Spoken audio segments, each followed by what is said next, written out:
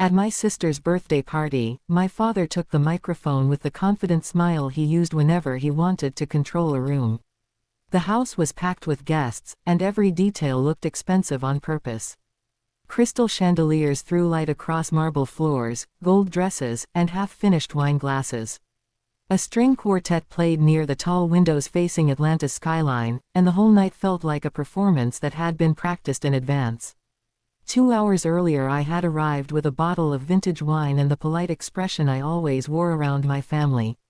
My mother barely looked up when she told me to put it on the bar, because her attention was already fixed on Tara, my sister, who was surrounded by friends like a celebrity on a red carpet. Tara laughed loudly, the kind of laugh that demanded approval, and her fiancé Ethan hovered beside her, smiling like he was auditioning to join the family. My mother made a small comment about me looking tired and working too much, as if leadership and exhaustion were character flaws instead of the cost of building something on your own. When I said I ran a company and that work was part of it, she responded with a distracted hum and immediately shifted the conversation back to Tara. She used the familiar line that Tara had been struggling and could use support. In our family, struggling had become a universal excuse, a soft word used to erase consequences. Tara had spent years hopping between plans that fizzled out, projects that never finished, and ambitions that depended on someone else paying the bill. Every time I reached a milestone, I was reminded to stay humble, as if success was something I should apologize for. I circulated through relatives and family friends who thought they understood our dynamic because they saw us only in curated moments. An aunt teased me about being single, as though my relationships were a scoreboard. An uncle joked that I was intimidating, and their laughter felt like sandpaper on my nerves. I stood near the bar pretending to check emails just to avoid being pulled into another conversation that turned my achievements into a punchline.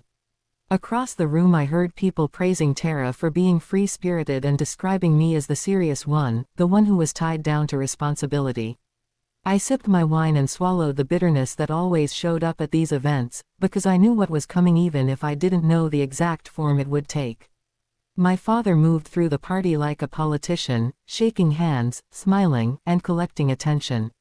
When he reached me, his hand settled heavy on my shoulder, and his tone turned syrupy with expectation.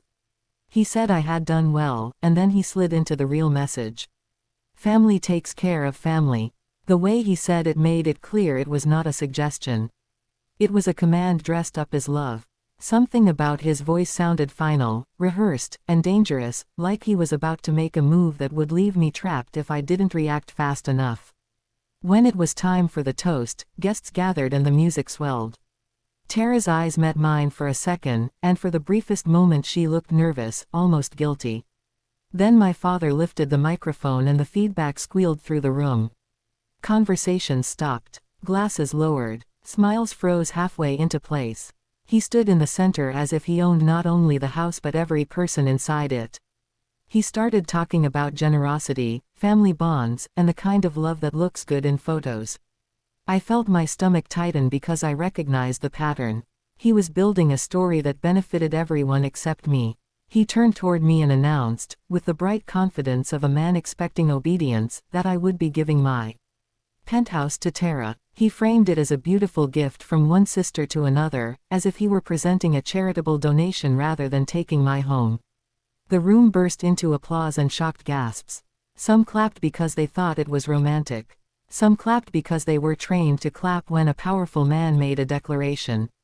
Cameras came up. People shouted congratulations. Tara covered her mouth with her hand and performed surprise, her voice trembling just enough to sound sincere when she spoke into the moment. My mother dabbed at her eye like she was watching a heartwarming scene instead of a public humiliation. 30 pairs of eyes turned to me, waiting for my smile, waiting for my nod, waiting for me to keep the peace. My father extended his hand as if he expected me to place my keys into his palm. He said it was only fair and reminded everyone that Tara had been struggling. Then he delivered the line that exposed the truth. He told me I could always buy another one. That sentence landed like an insult wrapped in privilege, because it made my work sound effortless and my life sound disposable. Something inside me snapped. Years of swallowing comments, paying bills quietly, and letting them rewrite reality all crashed together. I set my glass down carefully, not because I was calm, but because I didn't want my hands to shake in front of them. I said no. My voice wasn't loud, but it was unmistakable, and it sliced through the applause like a blade. My father blinked as if he hadn't heard me correctly, like the word no didn't belong to me. He asked what I said, and I repeated it. I said I was not giving away my home. A ripple moved through the guests. Some looked offended, as if my refusal had ruined the entertainment. Others looked curious, because conflict is magnetic when it is not happening to them. My mother hissed that I was embarrassing the family. I turned toward her and said I had supported this family for years, including paying for more than people realized. I said I had paid for major parts of the party, the food, the wine, the staff, and I had done it without being thanked because gratitude was never part of my role. Tara's eyes filled with tears that looked practiced, and she pleaded as if she were the victim of my boundaries. She said it wasn't like that, but it was exactly like that. My father's smile disappeared. His jaw tightened, and he stepped closer with the microphone still in his hand, lowering his voice while making sure the room could still hear. He accused me of defying him. Then, before I could move or even fully process the shift, his hand struck my face. The sound cracked through the music. My head snapped to the side, heat flaring across my cheek. My earring flew off and rolled across the marble floor until it hit a chair leg. The room gasped, but no one stepped in. No one moved. Not one guest, not one relative, not one friend dared to interrupt him. That silence told me everything about what they considered acceptable when it came to me. I straightened slowly, touched my cheek, and looked at my father. He waited for me to cry, to apologize, to collapse back into the version of myself he could control. Instead, I bent down, picked up my earring, and said a quiet happy birthday to Tara that sounded more like a closing statement than a celebration. Then I walked away. The hallway outside the banquet room felt colder, as if the walls had absorbed every unspoken rule of our family. Behind the doors, the music restarted quickly, too quickly, a desperate attempt to pretend nothing happened. That was how my family survived shame. They turned it into background noise and expected me to do the same. I walked toward the elevator with steady steps. In the reflection of a glass console table, I caught my face and barely recognized the calm. It was not peace. It was the stillness of a decision finally made. I pulled out my phone and tapped one button, a call I had saved for the moment I stopped negotiating with people who saw me as a resource. My best friend Kayla had warned me months ago that if they crossed the line again, I should not argue. She told me to call the one person in the family my parents feared. My grandmother, Margaret. At the time I had laughed and said I could handle it. Kayla had looked at me and said handling is not the same as being free. Now her words echoed in my chest as the elevator chimed and I stepped inside. Outside, the warm Atlanta night wrapped around me, but I felt numb, not because I was weak, but because the shock had shifted into precision. Headlights swept across the driveway as a black sedan pulled up. A tall woman stepped out, composed and unmistakable, her silver hair catching the light.